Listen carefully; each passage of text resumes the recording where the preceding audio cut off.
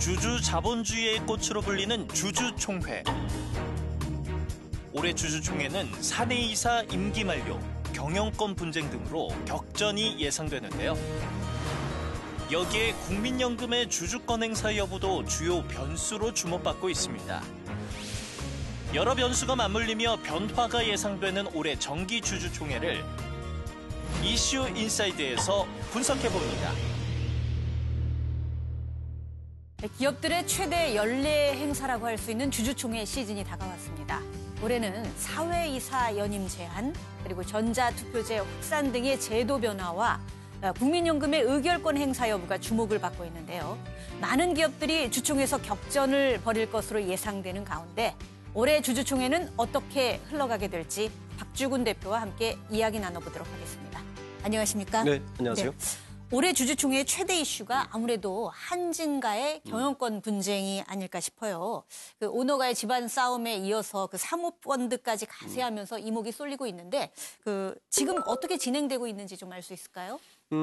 잘 아시듯이 한진칼 사태가 그 대부분의 주주총회 이슈를 좀 잡아먹고 있는 상황이죠. 네. 조현아 전 부사장의 반대 의사로 시작된 한진칼 형제 간의 분쟁이 결국에는 조현아 전 부사장, 그다음에 KCGI, 그리고 반도그룹이 한 팀을 이루고 3자 연합을. 네, 연합이 되고, 그리고 현재 조원태 회장 측과 델타항공 측이 한 그룹을 이루는 그 양자택이 됐습니다. 현재 양진영의 지분 격차가 5.14%밖에 되지 않아요. 네. 그래서 이 부분에 대해서 그 국민연금의 의결권 행사가 되게 중요하게 됐고, 이러한 상황이 되니까 양진영에서 그 소액 주주들의 표를 어떻게 이끌어낼 것인가에 대해서 굉장히 고심을 하고 있는 게 나타나는데 몇 가지 그 양측에서 서로 그 제안을 하고 있지만 아직 파격적이거나 혁신적인 제안을 내놓고 있는 것 같지는 않습니다. 네, 조금 3월 25일이 이제 주총이기 때문에 그 이전에 양측에서 어떠한 그 주주 제안을 할지가 사실은 좀 관심거리고, 그리고 지금 또 일어나고 있는 것이 어제도 KCGI가 추가 지분 매입을 했습니다.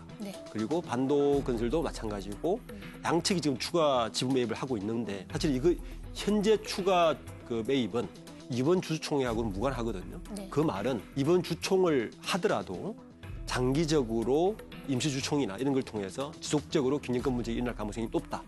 이렇게 볼 수 있는 상황인 것 같습니다. 네. 단순히 이제 조원태 현 회장과 누나 조현아 전 부사장 측의 그 3자 주주연합의 대결로만 보기에는 좀 짚어야 할 점이 있다, 이런 얘기도 나오는데, 아까 말씀을 하셨듯이 그 3자 연합 중에 한 곳인 반도그룹이 한진그룹 경영권을 삼키는 게 아니냐, 뭐 이런 시나리오까지 나오고 있다고 맞습니다. 해요.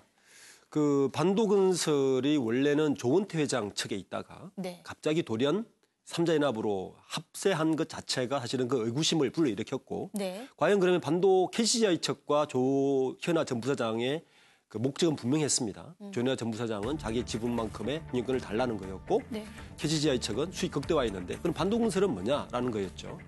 여러 가지를 예측을 해봐도 반도건설의 의도는 다른 것이 있지 않나라고 의심할 수밖에 없는 여러 가지 사항들이 있습니다. 우선 현재 반도건설 지분이 13.3%인데 KCGI 측 지분을 산다면 30.59%로 1대 주주로 오르는 거죠. 또 하나는 조현아 전 부사장은 현재 이렇게 대결 구도로 간다면 당장 상속세를 매년 연부연납으로 지금 했기 때문에 100억대 이상의 상속세를 내야 되는 입장에서 만약 이 상황이 예의치 않는다면 추가적으로 반도건설 쪽에 뭐 주식을 한다든지 하게 되면 돌연 반도건설은 1대 주주가 되면서 그 3자 연합이 아니라 반도건설과 조원태 회장과의 경영권 대립도 갈 수 있는 그런 상황이 물론 가정입니다. 가능하다는 이야기. 이런 가운데 그 지주회사격인 한진칼 정기 주주총회가 주목을 받고 있잖아요. 이때 이제 쟁점이 뭐가 될 걸로 보십니까? 한진칼의 사내이사가 4명인데 이 중에 조원태 회장과 이서구 본부인 둘의 그 변호사가 사회이사 이 두 사람이 연임에 걸려 있습니다. 그래서 이 연임이 될지에가 가장 큰 관심사죠. 그 두 번째는 조현아 전 부사장 3자 연합 측에서 지금 이사들을 추천을 했는데 이게 과연 통과될 것인가가 또 하나의 이제 가장 관심거리입니다. 즉 등기 이사들을 얼만큼 자기 편으로 끌어들일 것인가가 현재 가장 큰 쟁점 사항으로 떠올라 있는데, 또 하나 추측해 볼 수 있는 것은 조원태 회장 측에서 좀 더 파격적으로 그러니까 캐스팅 보트를 쥐고 있는 국민연금이나 소액주주들의 표를 얻기 위해서 전문 경영을 들인다든지 사내이사에서 다른 내놓을 수도 있는 이런 것도 조금 듬춰볼 수 있는 내용이지 않을까 생각합니다. 네. 한진칼 분쟁에서 또 이제 주목해야 할 부분이 바로 이제 아까도 말씀하셨지만 국민연금이 누구의 손을 들어주느냐 하는 문제일 것 같아요. 국민연금의 의결권 누구에게 갈 걸로 예상을 하시나요? 예, 국민연금은 지금 현재 한진칼 주식이 2.9%밖에 되지 않습니다. 소액주 굉장히 적은 분량이 하지만 국민연금의 방향성은 굉장히 중요합니다. 왜냐하면 국민연금이 어느 쪽으로 손을 들어주는가에 따라서 소액주주들의 갈림에 대한 판단 기준이 되기 때문에 네. 그리고 이번 국민연금의 결정은 향후에 국민연금이 지난 12월 달에 그 주주권 강화에 대한 그 방침을 내놨거든요. 예.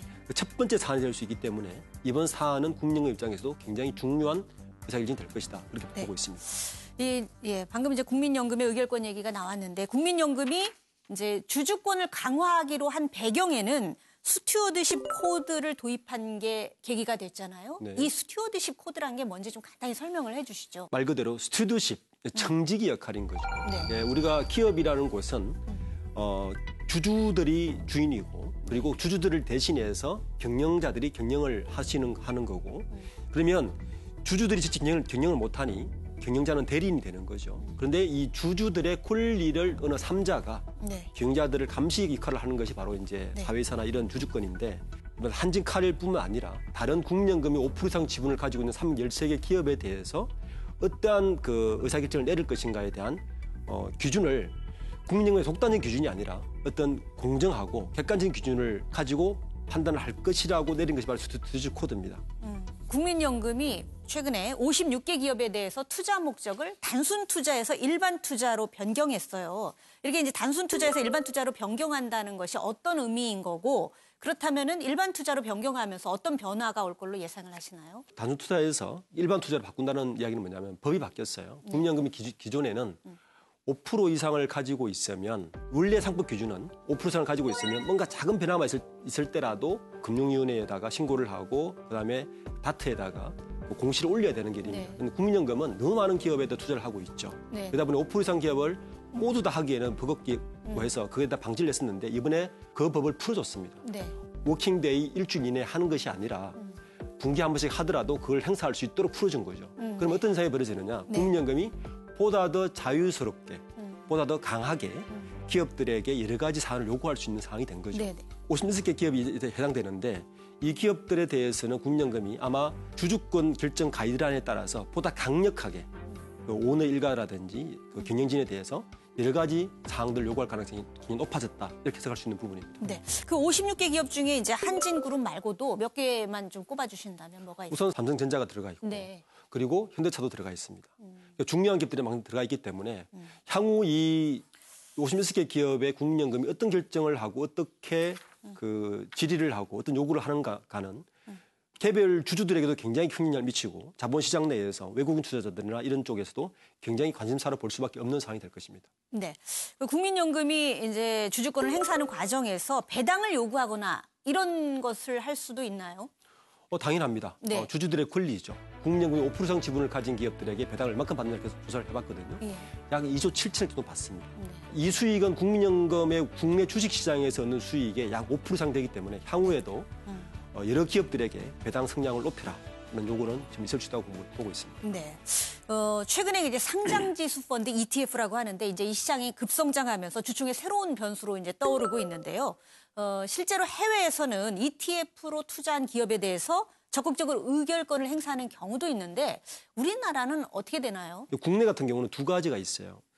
그 ETF 펀드를 통해서 투자하고 있는 기업이 많은데 현재로는 삼성증권이나 미래에셋증권 정도가 의결권을 행사하고 있어요. 네. 그 규모가 좀 있는 기업에서 네. 대부분의 자산운용사, 자산운용사들이 보통 ETF 운영하는데 자산운용사들은 의결권 행사에 대해서 굉장히 민감해해요. 왜냐하면 그 의결권 행사하는 그 기업들이 어떻게 보면 자기들의 클라이언트가 되기 때문에 네. 고객이 되기 때문에 네. 조심스러워하고 있긴 하지만 ETF의 규모가 커지고 좀 더 덩치가 커진다면 아마 국민연금처럼 ETF도 각 기업에 있어서 민감한 사안에 있어서는 캐스팅 보트 역할을 지고 주주권 행사할 가능성이 높아질 것이다. 그렇게 보고 있습니다. 이번에는 이제 상장사 사회이사 임기 제한과 관련해 이야기를 해볼 텐데요. 그 사회이사의 임기를 제한하는 내용의 그 상법 시행령 개정안이 이제 시행이 되게 됐는데, 그래서 당장 올해 주총에서 사회이사를 교체해야 하는 기업들이 굉장히 많아졌다고 합니다. 어떻게 전망을 하시나요? 지금 그 6년으로 제한이 돼 있고 계열사를 포함해서 9년 연임을 지금 제한하고 있습니다. 네. 우리나라에 사회이사가 도입된 지가 99년에 도입됐습니다. 네. IMF 때 IMF 공고로 인해서 사회이사가 도입됐는데, 사회이사들의 본질적 목적은 딱 두 가지입니다. 네. 그러니까 견제 역할을 해야 되는 거죠. 감시와 견제 역할인데, 그러려면 두 가지를 갖춰야 됩니다. 첫 번째는 전문성이 있어야 되고, 두 번째는 독립성이 있어야 됩니다. 현재 시행령을 발의한 이유는 전문성에 대해서는 각 기업이 판단하는 거지만 독립성에 대해서는 자본시장에서 좀 우리가 관여를 하겠다는 의미거든요. 그 독립성의 첫 번째 제한이 바로 너무 오래 한다는 겁니다. 네. 오래 한다는 것은 감시자 역할이 아니라 그 경영자들과 같은 편이 될 수 있기 때문에, 실제적으로 국내 상장사들의 약 12,000건의 사회이사록을 보면 산성률이 99.98%입니다. 그러니까 그 역할이 적다는 거죠. 그래서 아마 이번 시행령을 통해서 연임을 한 것 같은데, 당장 문제가 되는 것은 사람이 없다는 것입니다. 현재 상장사들은 의무적으로 사회이사를 도입해야 되죠. 그런데 상장사들은 현재 도입한 이 법안에 그대로 유지를 하면 최소 566개사는 바꿔야 되는데 그 숫자가 718명입니다. 저희가 조사를 했는데 59개 대기업 집단을 조사를 해봤더니 76명은 당장 의무적으로 바꿔야 되는 거죠. 문제는 과연 사람이 있느냐는 겁니다. 아니 근데 교수들이 굉장히 많잖아요. 사회이사 교수들 많이 하시지 않나요? 이것도 약간 그 우리나라는 좀 다른데요. 포춘 500대 기업을 한번 가보면 미국에 사회이사들을 저희가 전수조사를 해봤습니다. 해봤더니 포춘 500대 기업의 경우에 약 85% 정도가 전문 경영인들이 많아요. 그래서 전문가들인 거죠. 근데 국내 사회이사들은 약간 다릅니다. 국내는 가장 많은 부류가 관료들입니다. 약 40%고, 그래서 35% 정도가 교수고, 그리고 경영 일반 기업인들은 한 15% 정도밖에 되지 않습니다. 그 이 구성을 보면 우리나라의 사회이사 제도가 어떻게 그 활용되어 왔는지를 이제 일각 볼 수 있는 면이 있는 거죠. 네. 사회이사가 기존에 이제 관료가 가장 많고 오히려 경영인들은 좀 적다 이렇게 말씀을 하셨는데, 근데 일각에서는 이제 사회이사를 권력기관 출신을 좀 많이 데려오려 한다 이런 시각도 있습니다. 실제로 그런가요? 어떤가요? 그렇습니다. 실제 우리 기업들의 사회이사의 분포들을 보면 그 부분이 뚜렷이 나타나고 있습니다. 저희는 매년 그 30대 그룹의 사회이사 한 680명을 늘 트래킹하면서 조사를 하고 있는데, 이 권력기관 출신이라는 게 분명해지는 게 그 관료 출신 40%인데 40%의 그 출신 이력을 보면 우리나라 권력 순서를 알 수가 있습니다. 제일 많은 곳이 검찰입니다. 그리고 법조, 사법부, 그리고 국세청이 그 다음을 차지하고 있고요. 그 다음에 공정거래위원회, 금융위원회 순입니다. 그러니까 청와대 출신들, 기재부 이렇게 구성되어 있습니다. 그러니까 관료 중에서도 이제 권력기관 출신 관료가 많다는 얘기네요. 그렇죠. 그러니까 기업 입장에서 누구를 가장 무수하는가의 순서를 알 수가 있는 거죠. 그래서 그분들을 사회이사에 들여서 기업들은 또 기업 나름대로 활용을 어떤 다른 쪽으로 활용할 수 있는 걸 지금 활용하고 있다고 봐야 되는 거죠. 근데 이게 이제 기업들은 그렇게 원하는데 사실은 그렇게 되면 좀 안 좋은 거잖아요, 원래. 그렇습니다. 제가 처음 이야기 드렸지만 사회이사의 본질적 목적은 감시와 전문성을 가진 감시입니다. 그러려면 독립성이 확보가 돼야 되는데 이렇게 자기들이 필요에 의해서, 그분들 힘이 필요에 의해서 들였다면 과연 그게 감시 역할을 할 수 있느냐, 독립성이 있느냐에 대해서 의구심 가질 수밖에 없는 거죠. 물론 전문성은 또 다른 이야기입니다. 현재 사회이사 연임 제한에 대해서 재계 쪽에서는 6년 연임 제한을 하면 전문성이 떨어지지 않느냐라고 반론을 제기하고 있고, 또 사람도 적다고 하고 있는 것이고, 반대로 주주철의 입장에서 보면 지금까지 독립성이 너무 없이 주주의 권익보다는 특정인의 권익을 위해서 일하지 않았냐라고 하는 것이기 때문에 이 두 가지 의견에 대해서 어떤 접점을 찾는 것이 지금 이 제도를 가장 올바르게 갈 수 있는 도움이 될 것 같습니다. 네. 이 밖에 이제 올해 주총에서 주목해 볼 다른 점들이 있을까요? 주요 그룹의 몇 가지 이슈들이 있습니다. 먼저 그 삼성그룹은 삼성전자에 이상훈 그 의장이 부속 수감되면서 지금 새로운 의장은 이제 선임됐는데 과연 통과할 것인가가 관심이 쏟아지고 있고요. 현대차의 경우는 정몽구 회장이 이제 사임을 하게 되죠. 그다음에 정의선 부회장이 어느 정도까지 등기사를 가져갈 것인가가 관심거리고, LG의 경우에는 그 권영수 부회장이 LG화학의 상무이사, 즉 등기사로 올라가는데, 그러면 또 등기사로 올라가는 이유가 그 의장이 되기 위해서거든요. LG 화학의 의장까지 맡을 것인가. 굉장히 큰 관심사항입니다. 네. 코로나19로 인해서 이제 주총 일정들이 좀 미뤄지고 있긴 한데 올 한 해 그 주총 시즌에서 좀 눈여겨볼 대목들이 상당히 많은 것 같습니다. 오늘 좋은 말씀 감사합니다. 네, 감사합니다.